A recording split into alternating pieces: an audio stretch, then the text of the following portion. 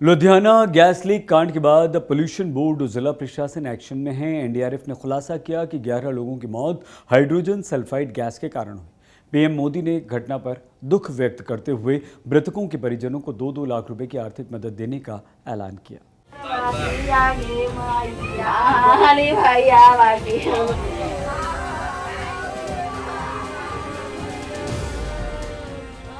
गया के कोंच प्रखंड के आती थाना इलाके के धनु बीघा गांव के रहने वाले कविलास यादव का पूरा परिवार लुधियाना गैस त्रासदी का शिकार हो गया। कविलास यादव अपनी पत्नी और 3 बच्चों के साथ ग्यासपुरा के सुआ रोड पर करीब 20 सालों से रह रहे थे, लेकिन सोमवार की सुबह ग्यासपुरा में हुए जहरीले रिसाव में उनका पूरा परिवार सोया का सोया रह गया। इस हादसे के बाद उनके पैतृक गाँव में मातम पसर गया है। परिवार वालों का रो रो कर बुरा हाल है। कविलास पिछले महीने ही अपनी पत्नी और बच्चों के साथ इस घर में आए थे और सभी लोगों से मिलजुल कर गए थे। 6 बजे सूचना मिला कि मैंने स्क्वायर कर गए हैं पूरा फैमिली जी। इन लोग कब से रह रहे थे? इन लोग तो रह रहे थे कम से कम 20 से 21 साल से। अच्छा, यहाँ पे अंतिम कब आए थे? यहाँ अंतिम पिछले महीना में। पूरे परिवार के साथ? नहीं, पूरे परिवार नहीं, 2 आए थे, पत्नी जी और उनका लड़का। अच्छा। ग्यासपुरा हादसे में बिहार के लोगों की मौत के बाद बिहार के मुख्यमंत्री नीतीश कुमार ने इस हादसे पर शोक जताते हुए मृतक के परिवार वालों को 2-2 लाख रुपए मुआवजे का ऐलान किया है। पंजाब सरकार ने भी इस हादसे को दुर्भाग्यपूर्ण बताया है। पंजाब पुलिस ने इस मामले में अज्ञात लोगों के खिलाफ एक एफआईआर दर्ज कर जांच शुरू कर दी है। इसके अलावा एक मैजिस्ट्रियल इंक्वायरी का आदेश दिया जा चुका है। So this is subject matter of investigation ਜੀ। ਮੈਂ ਜਿਵੇਂ ਕਾਫੀ ਡਿਟੇਲ ਦੇ ਵਿੱਚ ਦੱਸਿਆ ਹੈ ਕਿ ਕੀ ਕੀਤਾ ਜਾ ਰਿਹਾ ਹੈ। ਨੈਚੁਰਲੀ ਇੱਕ ਮੈਜਿਸਟਰੀਅਲ ਇਨਕੁਆਇਰੀ ਹੈ, ਪੁਲਿਸ ਵੱਲੋਂ ਐਫਆਈਆਰ ਵੀ ਕੀਤੀ ਗਈ ਹੈ। It is a serious matter. ਜੋ ਵੀ ਉਹਦੇ ਵਿੱਚ ਨਿਕਲ ਕੇ ਆਏਗਾ ਸਰਕਾਰ ਵੱਲੋਂ ਸਖਤ ਤੋਂ ਸਖਤ कार्रवाई।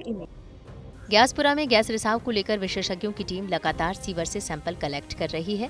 अधिकारियों के मुताबिक फिलहाल हवा में जहरीली गैस का स्तर 0 हो चुका है, लेकिन अभी भी वहां लगातार निगरानी की जा रही है। कल उसको न्यूट्रलाइज करने के लिए कास्टिक सोडा डाला गया था, उसके बाद काफ़ी हद तक वो न्यूट्रलाइज हो गई है और अभी मोस्टली जगह लेवल उसका 0 है। बाकी एक बार हम पूरा इसको देख लेते तब आपको बता पाएंगे। एग्जैक्ट ये नहीं पता चला गैस कौन सी सर ये H2S हाइड्रोजन सल्फाइड। तो क्या लगता है कि अभी नॉर्मल होने में कितना टाइम लग सकता है कि जैसे अभी ये गैसेज तो नॉर्मल दिखा रही है, बाकी एक बार इसकी फाइनल रीडिंग्स लेके देन एडमिनिस्ट्रेशन को डिसाइड करना है कि फर्दर और क्या करना। दरअसल लुधियाना में इस गैस रिसाव के बाद कई सवाल खड़े हो रहे हैं। क्या कोई गैस खुले वातावरण में भी किसी की जान ले सकती है? सीवर से निकली गैस किस परिस्थिति में जानलेवा बन जाती है? क्या खुले इलाके में ऐसा होना आगे के लिए खतरे की घंटी है? क्या सीवर में औद्योगिक कचरा मिलाने से जानलेवा गैस बनती है? क्या दूसरे इलाकों में भी ऐसी घटना दोहराई जा सकती है? इन सब सवालों का जवाब जानने के लिए पॉल्यूशन कंट्रोल बोर्ड को जल्द से जल्द इस गैस का सोर्स पता करने की जिम्मेदारी दी गई है। लुधियाना के पुलिस कमिश्नर ने चेतावनी दी है कि अगर पॉल्यूशन कंट्रोल बोर्ड ने इस मामले में जरा भी लापरवाही बरती तो एफआईआर में उनका नाम भी दर्ज कर लिया जाएगा। ਇਹ ਜਿਹੜਾ ਕੱਲ ਬੜਾ ਮੰਦਭਾਗਾ ਇਨਸੀਡੈਂਟ ਹੋਇਆ, ਉਸ ਇਨਸੀਡੈਂਟ ਤੋਂ ਬਾਅਦ ਪੁਲਿਸ ਨੇ ਉੱਥੇ ਇਨੀਸ਼ੀਅਲ ਰਿਸਪੌਂਸ ਸੀ, ਜਦੋਂ ਏਰੀਆ ਸੀਲਿੰਗ, ਲੋਕਾਂ ਨੂੰ ਐਜੂਕੇਟ ਕਰਨਾ, ਉਹ ਸਾਰੀ ਕਾਰਵਾਈ ਤੋਂ ਬਾਅਦ ਅਸੀਂ ਉਹਦੇ ਤੇ ਕੇਸ ਜਿਹੜਾ ਰਜਿਸਟਰ ਕਰ ਲਿਆ 304 ਆਈਪੀਸੀ ਦੇ ਤਹਿਤ। ਉਸ ਦੇ ਵਿੱਚ ਉਹਨੂੰ ਨੇੜ ਤੇੜ ਦੇ ਜਿਹੜੇ ਇਮੀਡੀਏਟ ਸੀਸੀਟੀਵੀ ਸਕੈਨ ਕੀਤੇ ਆ ਜਿੰਨੇ ਵੀ, ਕਿਉਂਕਿ ਕੱਲ ਲਾਈਟ ਵੀ ਆਫ ਸੀ ਤੇ ਇਹ ਏਰੀਆ ਵੀ ਸੀਲਡ ਆਫ ਸੀ। ਮਤਲਬ ਇਹ ਬੜਾ ਸੀਰੀਅਸ ਮੈਟਰ ਹੈ। ਅਸੀਂ ਇਹਨੂੰ ਪੋਲੂਸ਼ਨ ਬੋਰਡ ਵਾਲੇ ਆਫਸਰਸ ਨੂੰ ਵੀ ਇਸ ਗੱਲ ਨੂੰ ਅਸੀਂ ਲਾਈਟਲੀ नहीं ਲੈਣ ਦੇਣਾ। विशेषज्ञों को अंदेशा है कि सुआ रोड पर किसी ने सीवर में कोई औद्योगिक कचरा डाला था, जिसके बाद सीवर की गैस और कचरे के बीच रासायनिक प्रतिक्रिया के बाद जहरीली गैस बन गई और उसने उस इलाके में कुछ देर के लिए तबाही मचा दी।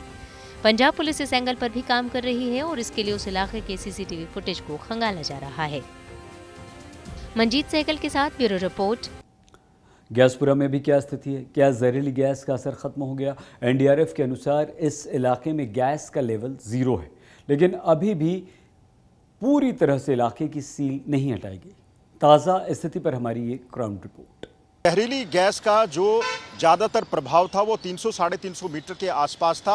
हालांकि एनडीआरएफ की टीमों ने अब कह दिया है कि जहरीली गैस का जो दबाव था, जो प्रभाव था वो कम हो गया है, लेकिन अभी भी ग्यासपुरा इलाके को सील किया हुआ है और पता लगाने की कोशिश की जा रही है कि क्या अभी भी कहीं ना कहीं किसी क्षेत्र में गैस का प्रभाव है या फिर नहीं है। फिलहाल इस इलाके को सील किया हुआ है और पता लगाने की कोशिश की जा रही है कि गैस का स्रोत क्या था, गैस कैसे बनी और इसके लिए कौन जिम्मेवार है। खबर देश के उन पहलवानों की जिन्होंने कुश्ती संघ के अध्यक्ष बृजभूषण शरण सिंह के विरुद्ध मोर्चा खोला है। जंतर मंतर पर प्रदर्शन कर रहे इन पहलवानों की मांग है कि बृजभूषण शरण को गिरफ्तार किया जाए, मगर पहलवानों के विरोध प्रदर्शन का ये मंच विपक्ष को बहुत रास आ रहा है। विपक्ष के नेता खिलाड़ियों के पास जा रहे हैं, खिलाड़ियों के बहाने सरकार पर निशाना साध रहे हैं। भारतीय कुश्ती संघ के अध्यक्ष के खिलाफ देश के पहलवानों का दंगल भारतीय राजनीति के सूरमाओं के लिए मौके का मंच बन गया है। पहलवानों के साथ आने के लिए, साथ होने को दिखाने के लिए सियासी जमात जंतर मंतर का रुख कर रही है। रॉबर्ट वाड्रा की तरह ही चंद्रशेखर पहुंचे। उनसे पहले अभय चौटाला और केसी त्यागी ने भी पहलवानों की मांगों का समर्थन किया। केसी त्यागी ने तो आरोप लगाया कि अगर किसी और दल में होते बृजभूषण तो अब तक उनके घर पर बुलडोजर चल गया होता। अगर ये एमपी किसी विरोधी पार्टी का अगर हुआ होता तो मैं आप ही लोगों से पूछना चाहता हूं कि आज वो कहां होता, बुलडोजर चला होता जो यूपी वाले जानते हैं। इसलिए राजनीति जब उधर से हुई है तो ये भी कोई अनाथ नहीं है, सारे देश की पॉलिटिकल पार्टी इनके साथ। खिलाड़ियों की मांग का समर्थन करने वाले अभय सिंह चौटाला तो धमकी दे रहे हैं कि अगर बृजभूषण सिंह पर कार्रवाई नहीं हुई तो वो हरियाणा बंद करेंगे। उन्होंने खाप पंचायतों से अपील की कि हरियाणा बंद करके अपनी ताकत का एहसास कराएं। अगर इनको ठीक ढंग से सबक सिखाना है तो एक काम करना पड़ेगा, एक दिन हरियाणा बंद की कॉल करो और हरियाणा बंद की कॉल के अंदर सारे राजनीतिक दलों के लोगों से आप लोग बात करो।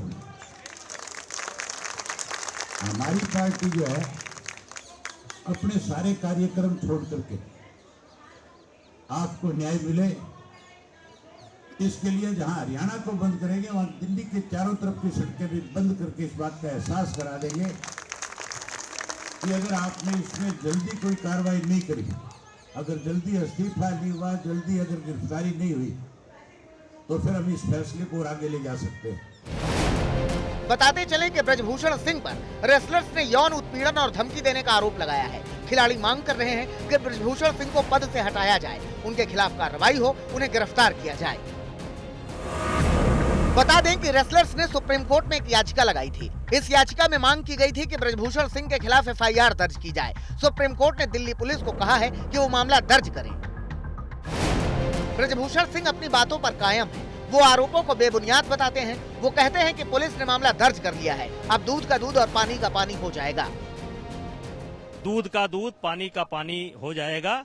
सब लोगों को, आपको भी, हमको भी, देश को भी अब पुलिस की रिपोर्ट का इंतजार करना चाहिए। कौन सच्चा है और कौन झूठा, ये तो जांच के बाद मालूम चलेगा। मगर जो खिलाड़ी दुनिया भर के दंगलों में जीतकर देश का नाम रोशन करते हैं, वो इस तरह से फुटपाथ पर बैठते हैं तो सवाल उठना लाजमी है। मगर साथ में ये भी है कि जिस तरह से विपक्षी दल खिलाड़ियों के साथ मंच साझा कर रहे हैं, उससे समझना आसान है कि खिलाड़ियों का मुद्दा राजनीति को भी रास आ रहा है।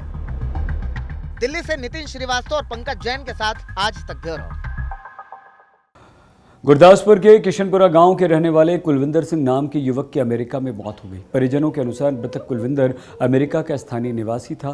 13 साल बाद अपने गांव लौटा था। 2 महीने बिताने के बाद वापस अमेरिका गया था। युवक की मौत की खबर मिलने के बाद पूरे गांव में सन्नाटा छा गया। परिवार का रो रो कर बुरा हाल है।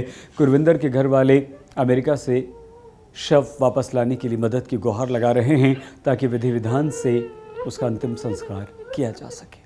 महीने पहले गए बाहर, कोई गलबात नहीं, ठीक ठाक इतों गए, कोई गलबात नहीं। बरसों ने इतने रहते, 2 टाइम फोन भी करना, ठीक ठाक दसना, अपना राजी बाजी सारा कुछ पूछना, अं भी दसना, उन्हें भी दसना, कोई गलबात नहीं। रोटी खा के सुता, मुड़ के उठा ही नहीं, पता नहीं की बन गया।